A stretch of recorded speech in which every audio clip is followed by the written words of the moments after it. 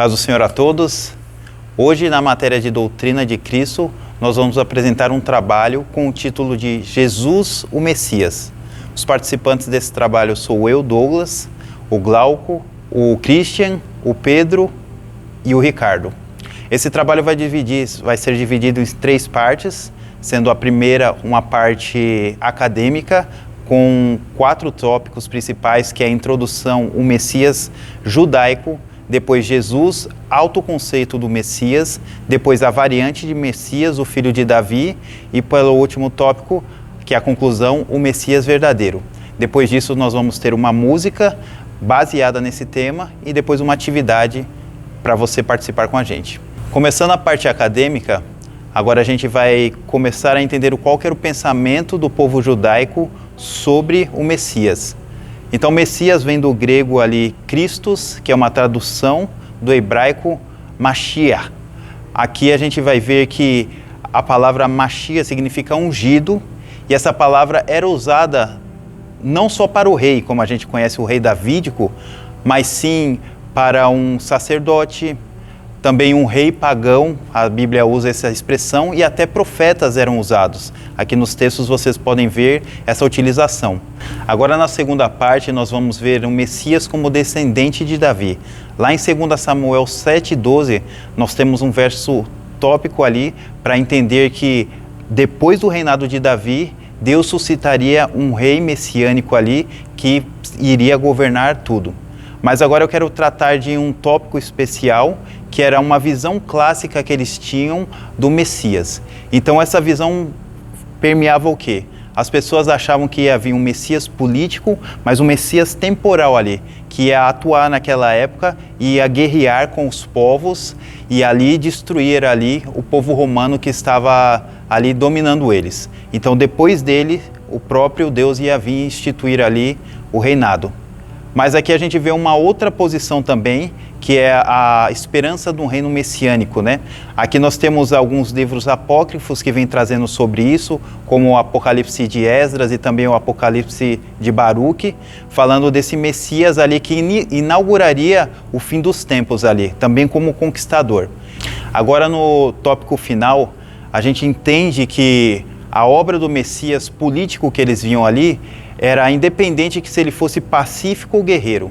Então nós vemos essa visão muito aflorada quando a gente estuda a palavra de Deus, que até os discípulos ali no caminho de Emaús vêm tratando que a visão deles do Messias era essa, como um rei político ali que dominaria naquela época. Agora nós vamos continuar com outro tópico. Muito bem, então agora nós vamos partir para a segunda parte do nosso trabalho, da nossa apresentação acadêmica, que também é a segunda parte do capítulo do livro, o qual nós ficamos responsáveis. Essa parte trata do que Jesus fala sobre si mesmo como Messias, como ele tratava sobre esse título dado a ele muitas vezes ao longo do seu ministério, especialmente em 3 passagens do livro de Marcos. Marcos 14, 61, Marcos 15, verso 2 e Marcos 8, verso 27. Nós começamos com Marcos 14, 61, com a pergunta que Caifás faz para Jesus no seu julgamento.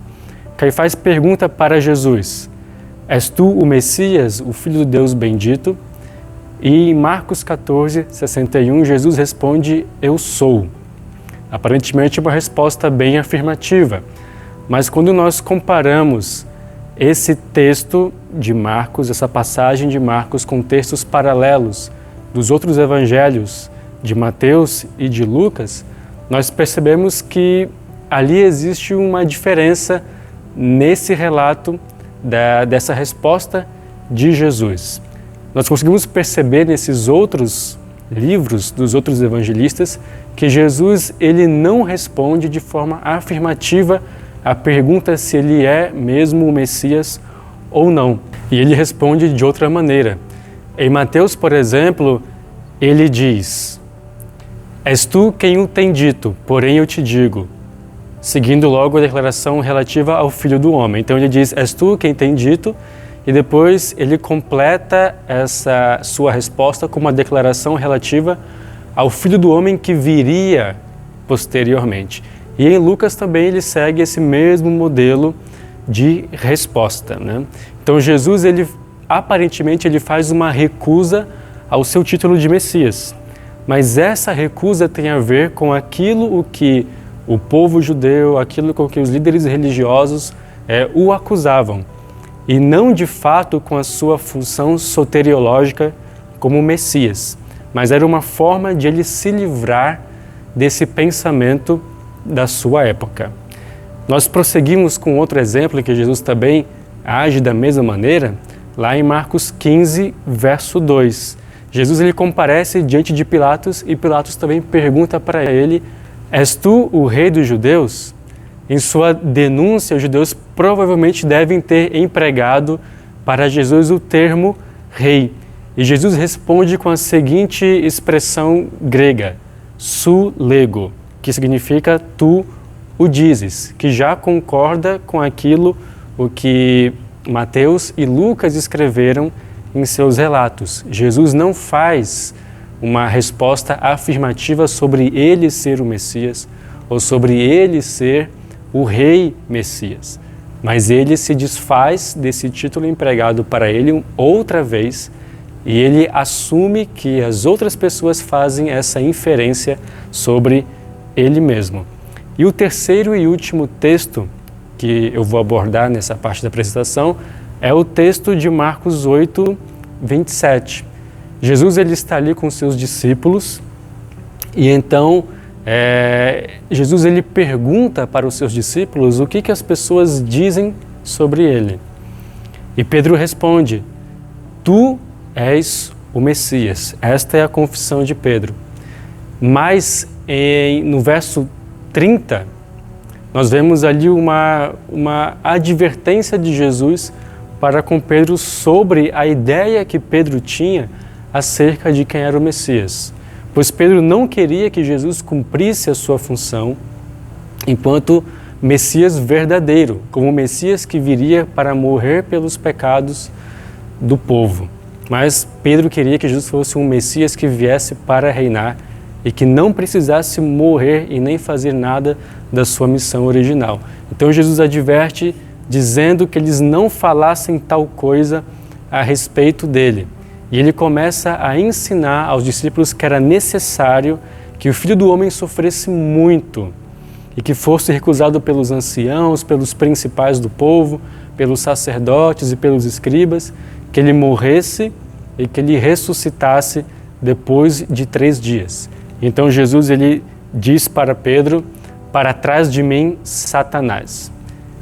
E a gente consegue perceber que durante o ministério de Jesus, após o seu batismo, as tentações que ele sofre por Satanás em seu ministério, no que diz respeito à sua própria identidade, são muito, muito grandes.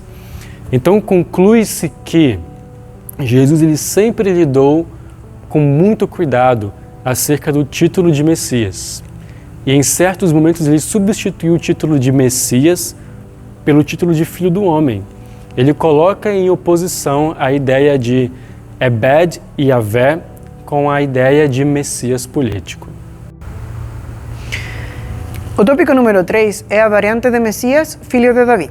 Jesus, ele tinha que ter a genealogia dele, né, com origem na casa real de Davi, porque tinha sido prometido por Deus. Aí a gente vai ter 3 subtópicos, né, dentro da genealogia de Jesus e origem dela na casa real de Davi. O primeiro deles vai ser a confrontação nas linhas genealógicas de Mateus e Lucas, por conta de que uma das linhas vai falar da mãe, Maria, e a outra linha vai falar do pai, José. Só que José, na verdade, não foi literalmente o pai de Jesus, só porque ele cuidou dele, né? Mas ele não é pai de sangue. Aí o autor, ele escolhe não tomar aquela genealogia como uma base, por conta de que tem diferenças com a outra. Logo, temos como segundo ponto a tradição davídica não contestada no relato sobre Domiciano. Domiciano, ele estava procurando as pessoas que vinham da linhagem de Davi. Aí ele chamou todo mundo, só que quando chegaram aí, os familiares de Jesus, os netos de Judas, né, o irmão de Jesus, aí Domiciano pergunta para eles se eles de fato são da linha davídica. Então, a gente não tem como responder com isso a aquela tradição que seja de fato verdadeira, né? E, finalmente, o terceiro ponto é possível tradição oral e confissão geralmente admitida. No verso 1, no capítulo 1 de Romanos, no verso 3, a gente vai encontrar que Paulo, na carta aos Romanos, ele reconhece a Jesus como descendente de Davi.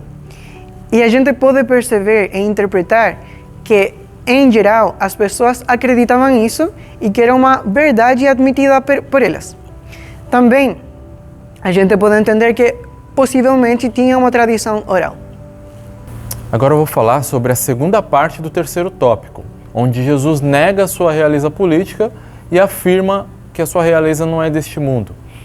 Davi escreve no Salmo 110, reconhecendo um segundo Senhor, o Messias, onde ele diz: sente-se, né? Diz o Senhor ao meu Senhor, sente-se à minha direita até que eu coloque os seus inimigos embaixo dos seus pés. Jesus também nega o fato da sua origem davídica ser uma condição determinante para a realização da sua missão, em Marcos 12:35, onde ele disse: como dizem os escribas que Cristo é o filho de Davi? O próprio Davi falou pelo Espírito Santo. Disse o Senhor ao meu Senhor: sente-se à minha direita até que eu ponha os seus inimigos debaixo dos seus pés. Aqui o próprio Jesus Cristo cita novamente o Salmo 110. Aqui também nós vemos que Jesus recusa a ideia, né, do Messias rei político, reconhecendo assim uma visão de uma ascendência davídica, né?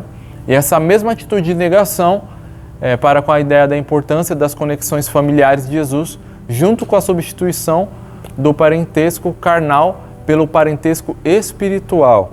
Nós vemos lá em Marcos 3:31, quando as pessoas diz assim, que chegaram a mãe e os irmãos de Jesus e, tendo ficado lá de fora, mandaram chamá-lo. E aí dizem: olha, sua mãe, os seus irmãos e suas irmãs estão lá fora procurando o Senhor. Então Jesus perguntou: quem é a minha mãe e quem são os meus irmãos? E olhando em volta para os que estavam sentados ao seu redor, disse: eis minha mãe e meus irmãos. Portanto, aquele que fizer a vontade de Deus, esse é meu irmão, minha irmã e minha mãe. E dando continuidade, o que se conclui, a gente vai ver agora em 3 tópicos. E o primeiro deles é sobre Cristo. A palavra Cristo, que tem ali uma evolução. E essa palavra Cristo, ela acaba tendo uma ênfase muito especial no sentido de que ela fica para sempre ali, porque tem uma ligação direta com o nome de Jesus. Nenhum outro nome como este teve o privilégio, a honra como tal. E neste sentido, a gente pode ver que, diante do contexto, o autor, ele comenta que talvez esse nome, Cristo, tenha recebido o seu significado como deveria receber por conta dos helenísticos, que naquela ocasião tinha uma visão diferente daquelas que os judeus tinham da pessoa de Jesus. E nesse sentido, essa comunidade helenística, ela produziu também com esse fato um retrocesso quanto ao que a comunidade judaica tinha a respeito do nome de Cristo. Então isso ajudou muito na parte. Então esse é o primeiro ponto. E o segundo ponto, o Messiado, ele se cumpriu e se impôs também segundo o esquema da salvação e não segundo o esquema político.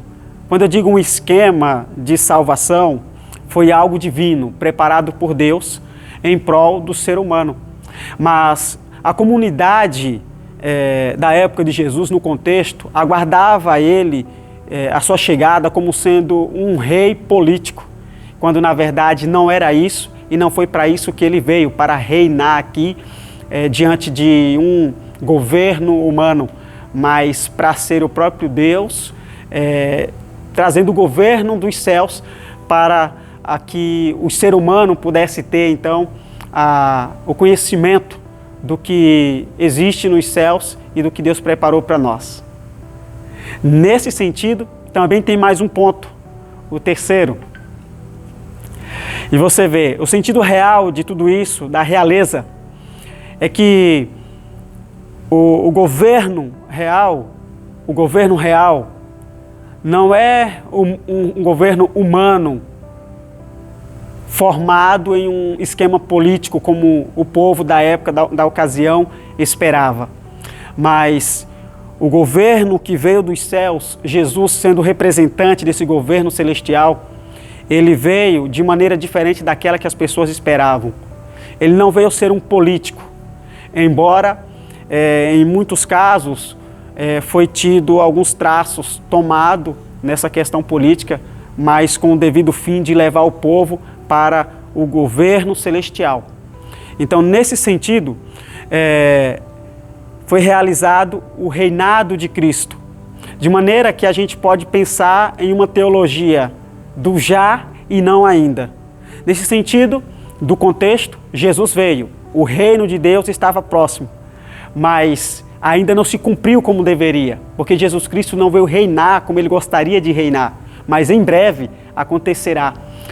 O reinado de Jesus vai acontecer e nós estaremos para sempre usufruindo de um reinado celestial ao lado de Jesus. É por isso que haverá um reinado verdadeiro. E é sobre isto que nós estaremos cantando agora. Agora a gente vai cantar a canção Verdadeiro Reino. E é assim.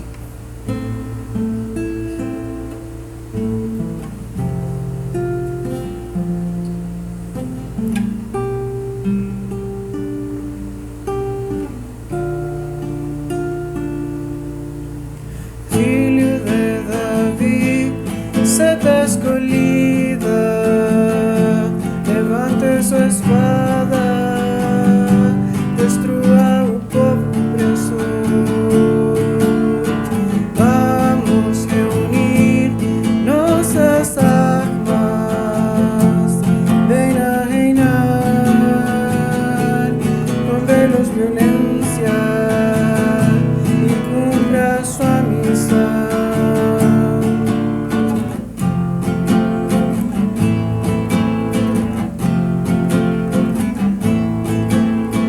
Filho das minhas mãos, você tem que entender, isso não é algo que vai acontecer. Guerreiro unido, tu és homem de ação, pois muito esperamos por libertação. Não importa o custo nem os meios, venha reinar sobre nós.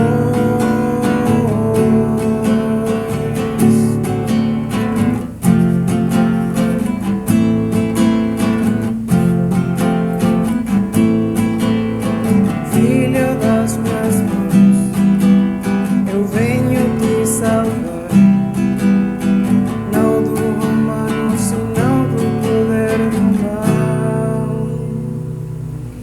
Cristo não é homem de guerra, o reino não é deste mundo. Cristo é maior do que Davi. Estou contigo nas provas, acolhe todos os povos. Não venho destruir, venho entregar a salvação.